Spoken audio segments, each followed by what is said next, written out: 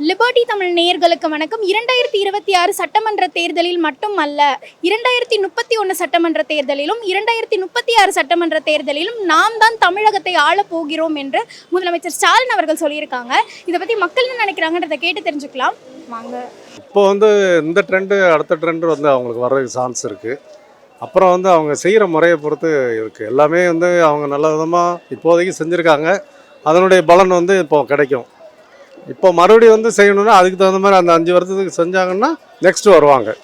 ஆமாம், அவர் ஸ்டாலின் சொல்கிறத அவர் நல்லா நம்ம செய்வோம், வந்துடுவோம், எப்படி நம்ம வந்துடுவோம்னு ஒரு நம்பிக்கையில் சொல்கிறாரு. அவ்வளோதான். திமுக அது பாரம்பரியமான கட்சி.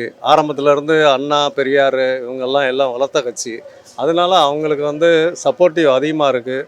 ஆரம்பத்திலேருந்து வந்தவங்கெல்லாம் நிறைய மெம்பர்ஸ் இருக்கிறாங்க. தமிழ்நாட்டு அளவில் டிஎம்கேக்கு அதிகமான மெம்பர்ஸ் இருக்காங்க. அந்த மெம்பர்ஸ் ஓட்டு இருக்குது, மக்கள் ஆதரவு இருக்குது, நிச்சயம் வருவார். வாக்குறுதி நிறைவேற்றாங்களோ இல்லையோ, அதாவது மதத்தால், மொழியால், இனத்தால் பிரிக்கிற தீய சக்தி அது நிறைய இருக்குது. அதனால் அவங்க வரணும். உங்களுக்கே தெரியும், அது மக்களுக்கும் தெரியும். எல்லார் மனசுலேயும் பிரிவினை கிடையாது. இன்ன வரைக்கும் தமிழ்நாட்டிலையும் சரி, கர்நாடகா சில மாநிலத்திலாம் இருக்குது. உத்தரப்பிரதேசம் மாதிரி தமிழ்நாட்டை பண்ணணும்னு பார்க்குறாங்க. ஆனால் இங்கே முடியாது. ஏன்னு சொல்ல வந்தால் எல்லாரும் தெளிவாக இருக்கிறாங்க. ஜனங்க தெளிவாக இருக்காங்க. எனக்கு நல்லது செய்யலாம், கெட்டது செய்யக்கூடாதுன்றாங்க. இந்த பெரிய பெரிய பெருசாலியெல்லாம் இருக்குது. தேர்தல் வாக்குறுதி விடுங்க, மக்கள் நலத்திட்டத்தை விடுங்க. ஜனங்களாக வாழணும், மக்களாக இருக்கணும், தவிர மிருகமாக மாறிடக்கூடாது. அந்த ஒரு விஷயந்தான் இங்கே பார்க்குறது. இங்கே நடக்காது, எந்த காலத்திலும் நடக்காது. ஏன்னா இந்து, கிறிஸ்தவ, முஸ்லீம்களை அவங்க பெரட்டி போட பார்க்குறாங்க.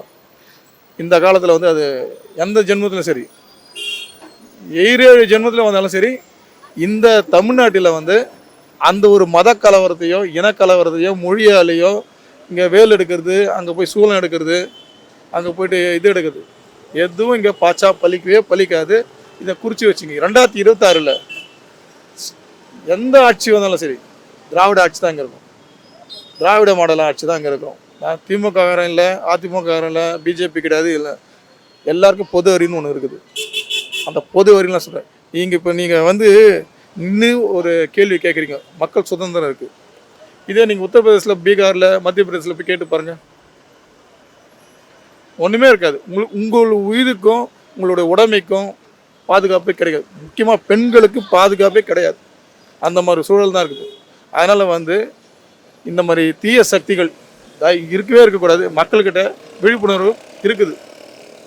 அதனால் இங்கே அதெல்லாம் வர்றதுக்கு வாய்ப்பே கிடையாது.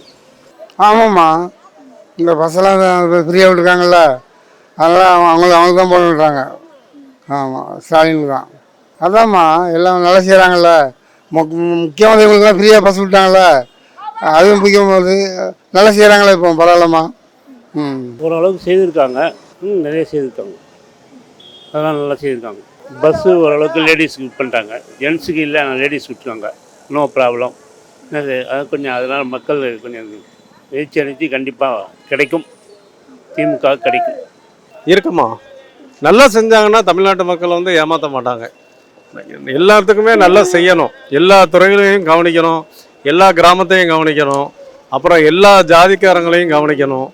எல்லா மதத்தில் உள்ளவங்களும் எல்லாம் இருக்காங்கல்ல, அதான் எல்லாருக்கும் எல்லாம்னு அவரே சொல்கிறார்ல. அதை கரெக்டாக அவங்க கடைப்பிடிச்சாங்கன்னா கரெக்டாக வந்துடுவாங்கம்மா. அதில் எந்த சந்தேகமும் கிடையாது. ஆமாம், இல்லை எல்லாருக்கும் எல்லாம்னு எல்லா மதத்தவர்களையும் அனுசரித்து போகிறாங்க அவங்க. அது ஒன்று. ஏன்னா சிறுபான்மை மக்கள் இங்கே தமிழ்நாட்டில் இருக்கிறாங்க. மறுபடியும் எல்லா காஸ்ட்டும் இருக்கிறாங்க. அவங்களுக்கு எல்லாமே அவர் நல்லா அது ஓரளவு எல்லாத்துக்குமே நல்ல உதவி பண்ணுறாரு. ஆமாம், வேறு அவங்க மேலிடத்துல மாதிரி ஒரு ஜாதி வேற்றுமை கிடையாது. இங்கே ஜாதி வேற்றுமை இல்லை. அந்த மாதிரி இருந்தால் நம்ம இந்தியாவில் ஒரு மதசார்பற்ற நாடுங்கிறதுக்காக அந்த உதாரணத்தை இவர் தமிழ்நாடு கடைப்பிடிக்கிறாரு. ஆமாம், கண்டிப்பாக இருக்கும். ஏன்னா ஓரளவுக்கு செய்திருக்காங்க. இல்லை பஸ் இது, மகளிர் இது எல்லாம் செய்திருக்காங்க. இது கொஞ்சம் பணம் வராதனால கொஞ்சம் சில பேர் கொஞ்சம் தாமதம் பண்ணிக்கிட்டு இருக்காங்க. இப்போ அடுத்த மாதம் 15ஆம் தேதி பண்ண ஃபார்ம் ஃபுல்லப் பண்ணணுன்னாங்க. பார்ப்போம். விஜயெல்லாம் O+, நோ ப்ராப்ளம். இந்தியாவை பொறுத்தவரைக்கும் வெளியே இருக்கலாம், பாம்பே மேலே அங்கிட்டு கூட இருக்கலாம். இந்தியா பொழுதுக்கும் நல்லா இருக்கும். கரூர் வரைக்கும் விஜயெல்லாம் ஒன்றும் வேலைக்கு ஆகாது. இவங்க நல்லாயிருக்கும், திமுக நல்லாயிருக்கும்.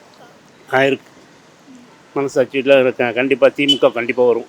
நம்பிக்கை இந்த டிவி மூலம் பார்த்துட்டு தான் இருக்கோம். இதெல்லாம் கொடுக்கறதுனால ரொம்ப பெனிஃபிட் உண்டு முக ஸ்டாலினிக்கு. நல்ல ஒரு இது. நிச்சயமா அவங்க செய்கிறது வேற விஷயம். நான் அதை கேட்கல. தடுப்பணை நம்மளுக்கு வேணும். தடுப்பணையாக இருக்கிறாங்க. இப்போ செய்யாது வேற விஷயம். தடுப்பணைகள் இப்போ நமக்கு தேவை.